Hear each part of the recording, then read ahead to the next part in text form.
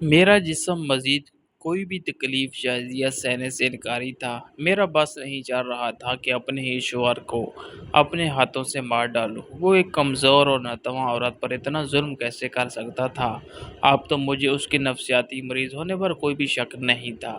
اب ارشد کی تکلیف ایک طرف، مگر جو تکلیف مجھے اس کا رویہ اور اس کا انداز پہنچا رہا تھا وہ میری برداشت سے باہر ہونے لگی تھی۔ میں نے اس کی التجا کر کے دیکھ لی تھی، منتیں بھی کی تھی، مگر اس پر تو ایک جنون سوار تھا۔ اور پھر میری زندگی کی ایک اور رات اذیت کی نظر ہو گئی۔ مجھے تو اپنے اسٹیمنا پر حیرت ہو رہی تھی کہ میں اتنا ظلم کیسے سہ گئی جتنا اس نے مجھ پر کیا تھا۔ ساری رات میں درد سے بلبل آتی رہی اور سسکتی رہی، مگر وہ سکون سے سوتا رہا کیونکہ اس نے اپنا جنون میرے اندر منتقل کر دیا تھا۔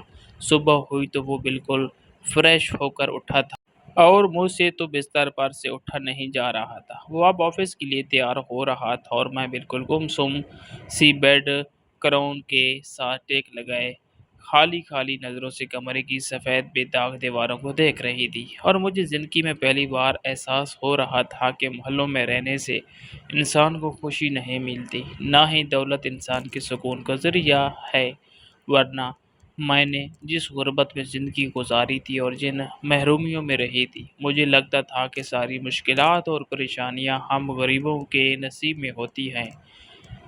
امیر تو بڑے ہی ٹھاٹ باٹ سے رہتے ہیں، مگر آج مجھے اپنی وہ غربت والی زندگی اس شاہانہ زندگی سے کئی گنا بہتر لگ رہی تھی۔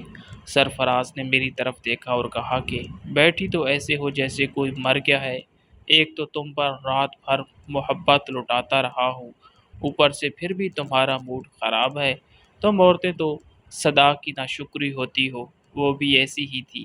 میری کوئی بھی محبت اور توجہ اسے خوش نہیں کرتی تھی، اور میں تمہیں ورن کر رہا ہوں کہ اگر تمہارا موڈ ایسے ہی رہا تو بہت جلد ہی اس کے پیچھے جاؤ گی تم بھی۔ اور میں سرفراز کی بات سن کر جیسے اندر تک ہل گئی تھی۔ وہ مجھے کہاں بھیجنے کی بات کر رہا تھا اور اس کی پہلی بیوی کہاں تھی؟ میں نے تو سنا تھا کہ اس نے اسے طلاق دے دی ہے۔ سرفراز کمرے سے نکل گیا اور میرے لیے بہت سارے ادھورے سوال چھوڑ گیا۔ میرے اندر اتنی ہمت بھی نہیں تھی کہ بیڈ سے اٹھ کر 2 قدم چل ہی سکتی۔ تھوڑی دیر بعد کمرے کا دروازہ کھلا اور ہاشم کمرے میں داخل ہوا۔ وہ شاید کمرے کا بگڑا ہوا حلیہ سنوارنے آیا تھا۔ مجھے یوں بے جان پڑا دیکھ کر وہ نظر جھکا گیا اور کمرے کی بکھری چیزیں سمیٹنے لگا۔ شاید میرے بکھرے وجود کو مجھے خود ہی سمیٹنا تھا۔ ہاشم، تم یہاں کب سے کام کر رہے ہو؟ میں نے اسے مخاطب کیا تو وہ چونک گیا، کہنے لگا کہ مجھے یہاں کام کرتے ہوئے تقریباً 5 سال ہو گئے ہیں۔ مجھے حیرت ہوئی کہ وہ 5 سال سے سرفراز جیسے شفاق انسان کے ساتھ کیسے رہ رہا ہے جو اسے بے عزت کرنے کا کوئی موقع ہاتھ سے جانے نہیں دیتا۔ شاید اس نے میری حیرانی بھانپ لی۔ میرے باپ کے سر پر قرضہ تھا جو سرفراز صاحب نے اتارا تھا اور اس کے عوض میرا سودا ہوا تھا۔ تب سے میں یہیں ہوں، وہ افسردہ لہجے سے بولا۔ تو میرے دل کو کچھ ہوا۔ مطلب اس گھر میں صرف میں ہی زیر عتاب نہ تھی، بلکہ ہاشم بھی میرے جیسا ہی تھا۔ ہاشم، کیا تم جانتے ہو کہ سرفراز کی پہلی بیوی کہاں ہے؟ سرفراز نے اسے کیوں طلاق دی تھی؟ سرفراز نے جب سے اپنی بیوی کا ذکر کیا تھا تب سے میرے ذہن میں سوال تھا، اور شاید ہاشم اس بات کو جانتا ہوگا۔ میری بات سن کر وہ بالکل گمسم ہو گیا، جیسے اسے کچھ سمجھ نہ آ رہی ہو کہ کیا جواب دے۔ آپ گڑے مردے اکھاڑ کر کیا کریں گی؟ ابرش اس کے متعلق کسی بھی قسم کا سوال آپ کی زندگی مزید پیچیدہ بنا سکتا ہے۔ بہتر یہی ہے کہ آپ دوبارہ کبھی مہرین صاحبہ کا ذکر بھی اپنی زبان پر نہ لائیے گا، اور سرفراز صاحب کے سامنے تو اس کا نام بھی نہ لیجیے گا، ورنہ بہت برا ہوگا۔ ہاشم کے بات سن کر مجھے مزید تجسس ہونے لگا۔ اس کے بارے میں جاننے کا آخر کوئی بھی اس کے بارے میں بات کیوں نہیں کرتا تھا، مگر میں نے فیصلہ کر لیا تھا کہ میں اس بات کو کھوج لگا کر رہی ہوں۔ سرفراز اس سے زیادہ بڑھ کر میرے ساتھ برا کیا کر سکتا تھا؟ بھلا اس نے میرے بچے کو مار دیا تھا اور مجھ پر ظلم کے پہاڑ توڑتا تھا؟ بھلا اس سے زیادہ برا میرے ساتھ کیا ہوگا؟ میرا ذرا سا بھی انکار اسے شفاقیت کی انتہا تک پہنچا دیتا تھا۔ شاید اسے مجھے تکلیف دے کر مزہ آتا تھا۔ میری سسکیاں اس کی تسکین کا باعث تھی، مگر میں نے بھی سوچ لیا تھا کہ اب اس کا مزید ظلم نہیں سہوں گی۔ ہاشم کمرے سے چلا گیا تو میں اپنے وجود کو گھسیٹ کر واش روم تک لے گئی۔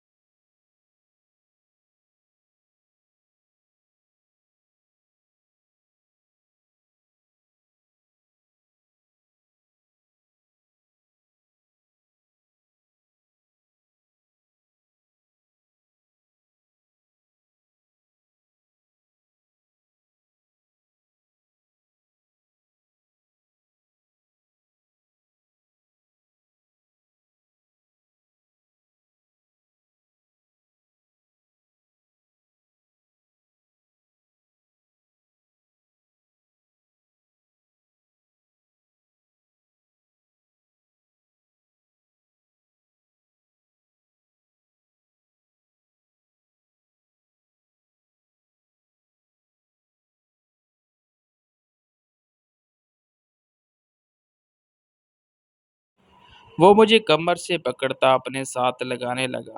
ارے کیا ہوا؟ تمہیں کام کیوں رہی ہو؟ اور تمہارا جسم گرم کیوں ہے؟ تمہیں بخار ہے کیا؟ وہ میرے ماتھے پر ہاتھ رکھ کر تشویش سے بولا۔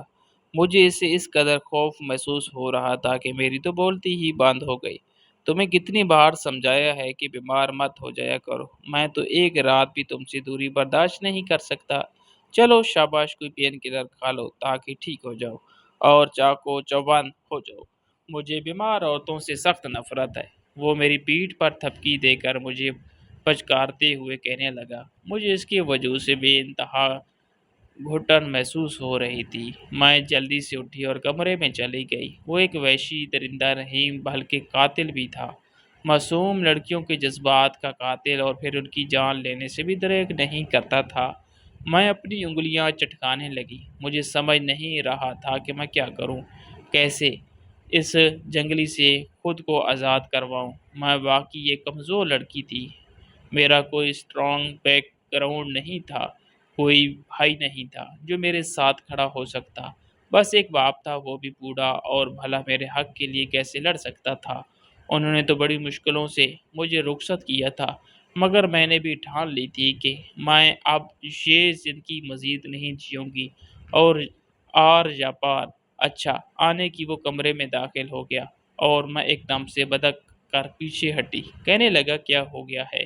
تمہیں پین کلر کھا لی ہے یا ابھی نہیں کھائی؟ میں نے کہا کہ میں نے میڈیسن کھا لی تھی، مگر پھر بھی افاقہ نہیں ہوا۔ کیا آج کی رات مجھے ریسٹ نہیں مل سکتا؟ اور وہ ایک دم سے غصے سے پھنکارا، میرے بالوں سے پکڑ کر جھنجھوڑ ڈالا۔ کہنے لگا مجھے انکار کرنے والی لڑکیوں سے سخت نفرت ہے۔ کیا تمہیں میری بات کی سمجھ نہیں آئی؟ اگر آج کے بعد میرے سامنے تم نے انکار کیا یا مجھ سے کوئی بھی سوال کیا تو تمہاری جان لے لوں گا، تمہیں زندہ قبر میں گاڑ دوں گا۔ اور اس کی بات سن کر میرا پورا وجود زلزلوں کی زد میں آ گیا، مگر میں نے ہمت سے کام لیا اور کہا، بالکل اسی طرح جیسے تم نے اپنی بیوی کو قبر میں گاڑ دیا تھا، مگر میں مہرین نہیں ہوں۔ میں بھی ایک دم سے جوش میں آ کر بولی، اب اس گھٹیا انسان سے مزید ڈر کر خاموش نہیں رہ سکتی تھی۔ کیا کہا تم نے؟ تمہاری اتنی جرأت؟ اگر تم جان ہی گئی ہو تو یہ بھی جان چکی ہوگی کہ میں نے اسے کیسے مارا تھا۔ یہ کہتے ساتھ ہی اس نے اپنی جیب سے لیٹر نکالا، اسے جلا کر اس کا شعلہ میرے چہرے کے قریب کیا۔ کہنے لگا ایسے مارا تھا میں نے اسے، اور اب میں تاریخ دہرانا چاہتا ہوں، کیونکہ تم بھی آج مجھے بالکل مہرین کی طرح لگنے لگی ہو۔ تم عورتوں کو محبت راس ہی نہیں آتی۔ تم سے جتنا بھی پیار کر لو ہماری جان کے پیچھے پڑ جاتی ہو، مگر کوئی کمزور مرد نہیں ہوں۔ میں تمہیں آج بتاؤں گا کہ میں نے اسے کیسے مارا، اور تمہارے سارے سوالوں کے جواب تمہیں دوں گا۔ تمہاری چیخیں سننے میں مجھے بڑا مزہ آئے گا۔ یہ کہتے ساتھ ہی اس نے میری قمیض کے پلو کو آگ لگا دی اور میں دل خراش چیخیں مارنے لگی۔ میری چیخوں سے پورا بنگلہ گونج اٹھا تھا۔ اچانک ہی ہاشم کمرے کے اندر داخل ہوا۔ تمہاری ہمت کیسی ہوئی کمرے کے اندر آنے کی؟ دفع ہو جاؤ یہاں سے، ورنہ تمہیں بھی اس کے ساتھ راکھ بنا دوں گا۔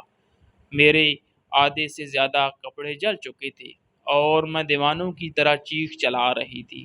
ہاشم نے ایک دم سے میز پر پڑا شیشے کا گلدان اٹھایا اور زور سے سرفراز کے سر میں مار دیا۔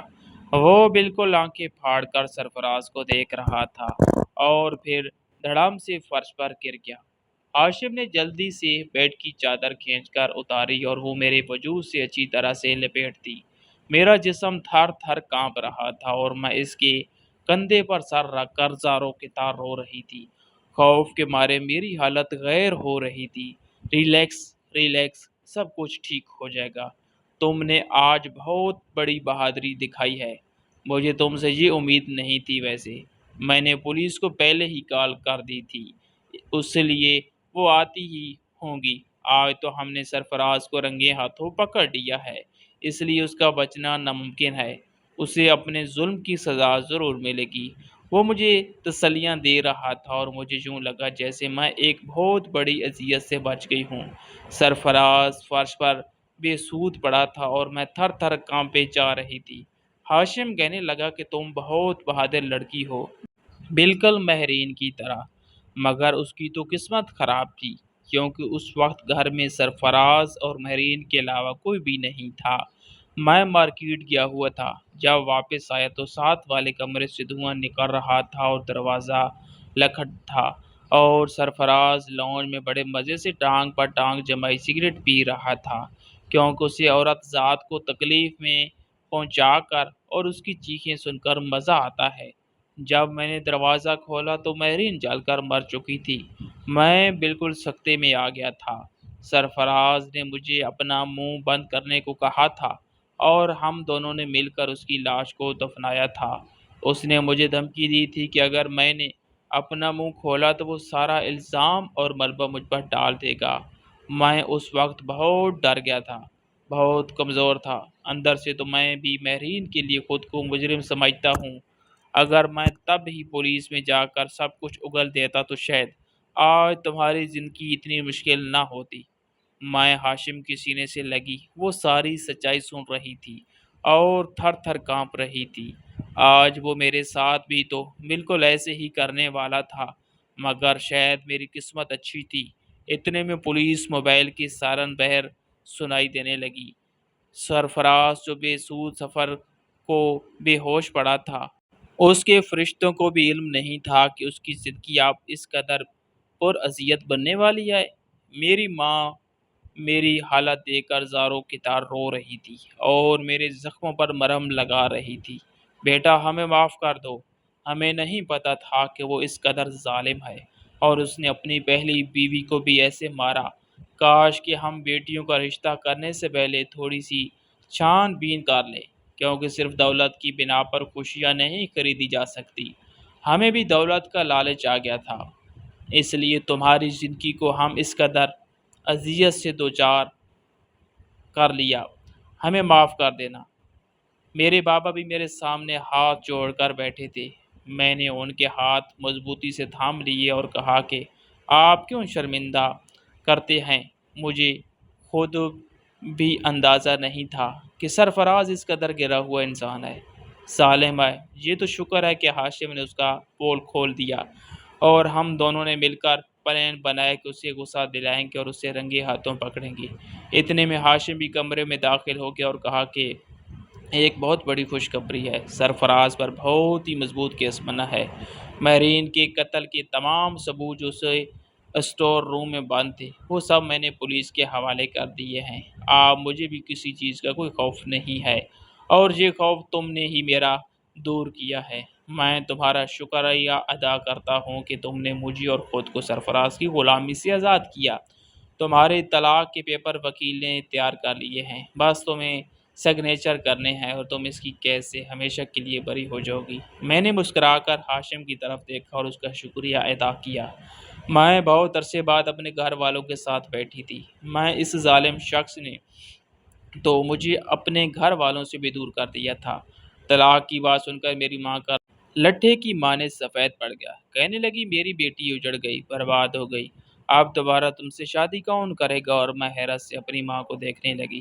میں نے کہا ماں، آپ کو پریشان ہونے کی ضرورت نہیں ہے، مجھے کسی مرد کے سہارے کی ضرورت نہیں ہے۔ اگر سارے مرد سرفراز جیسے ہوتے تو میں دوبارہ کبھی شادی نہیں کروں گی۔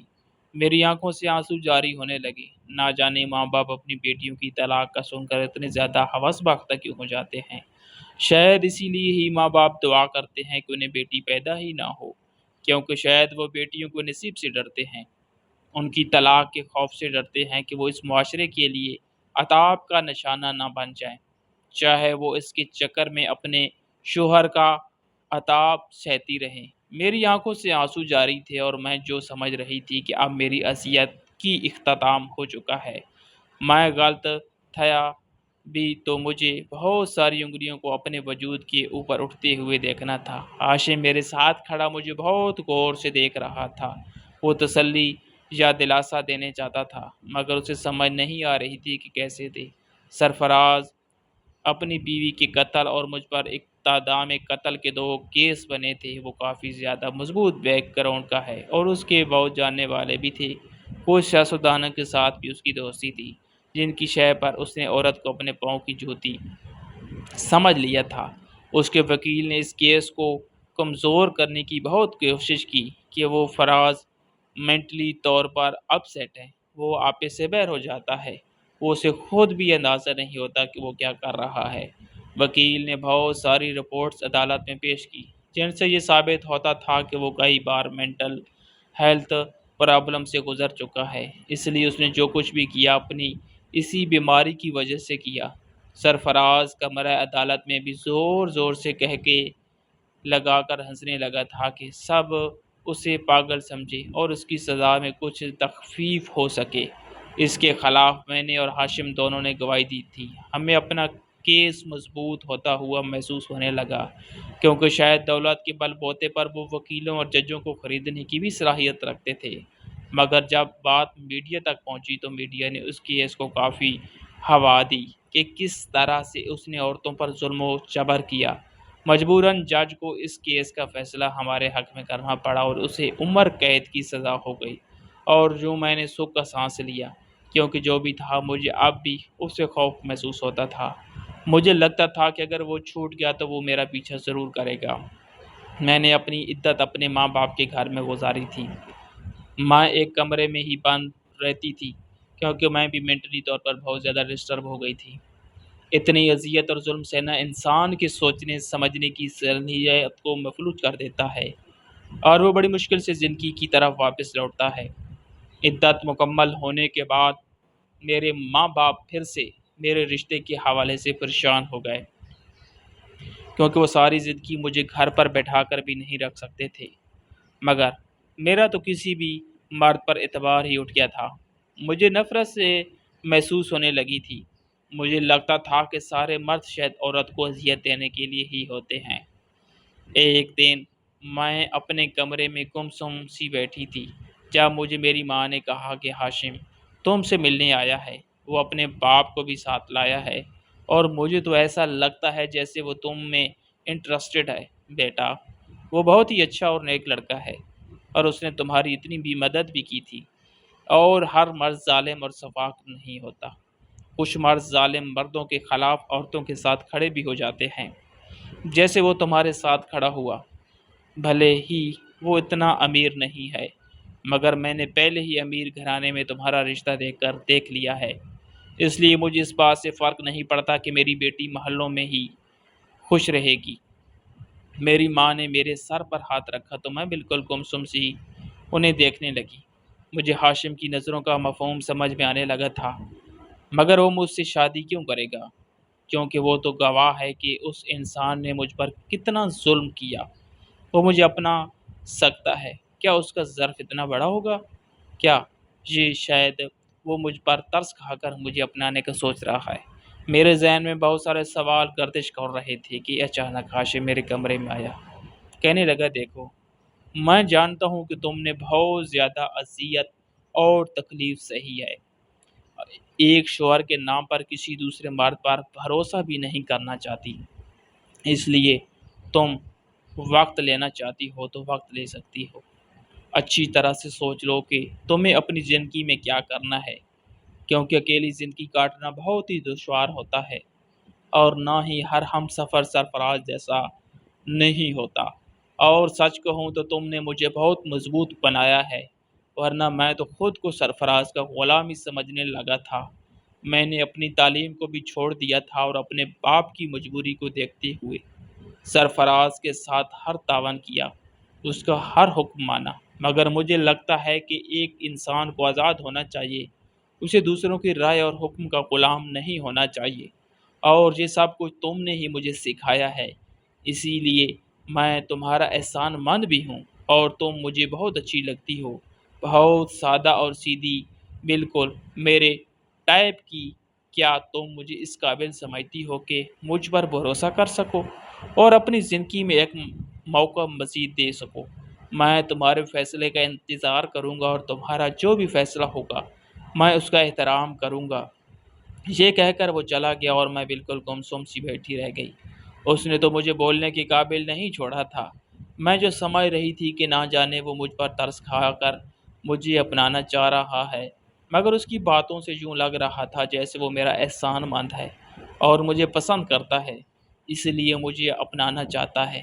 اس لیے میں نے خاموشی سے اپنے ماں باپ کے آگے پھر سے سر جھکا لیا اور یوں میں چپ چاپ سادگی سے ہاشم کی زندگی میں داخل ہو گئی۔ وہ مجھے بیاہ کر اپنے گاؤں لے آیا تھا۔ اس کا گھر بہت چھوٹا تھا اور وہ اپنے باپ کے ساتھ رہتا تھا۔ اس کا باپ ایک جگیردار کے ہاں چوکی داری کا کام کرتا تھا۔ اس نے مجھے کبھی وعدہ نہیں کیا تھا کہ وہ مجھے محلوں اور بنگلوں میں رکھے گا، میری ہر خواہش پوری کرے گا، مگر اس نے یقین ضرور دلایا تھا کہ وہ میری عزت کرے گا اور میرے رہ کا احترام کرے گا، کیونکہ میاں بیوی کے رشتے میں ایک دوسرے کا احترام اور عزت بہت ضروری ہوتا ہے۔ اگر مرد اپنی بیوی کو اپنے پیر کی جوتی سمجھے گا تو چاہے وہ مرد اس عورت کو محلوں میں بھی رکھ لے، تب بھی وہ عورت اس کے ساتھ خوش نہیں رہ سکتی۔ اور آج میں ہاشم کی زندگی میں بہت خوش اور پرسکون تھی۔ کبھی ماضی میری آنکھوں کے سامنے گھومنے لگتا تھا اور میرا جسم تھر تھر کانپنے لگتا تھا، مگر ہاشم مجھے اپنے سینے میں بنا دیتا اور میرا ہر غم اور تکلیف دور ہو جاتی تھی۔ بے شک اس کی سنگت پا کر میں اپنے آپ کو واقعی خوش قسمت اور سمجھ رہی تھی، کیونکہ وہ بہت ہی محبت اور عزت کرنے والا تھا۔ دوستوں کیسی لگی کہانی؟ کومنٹ باکس میں ضرور بتائیے گا۔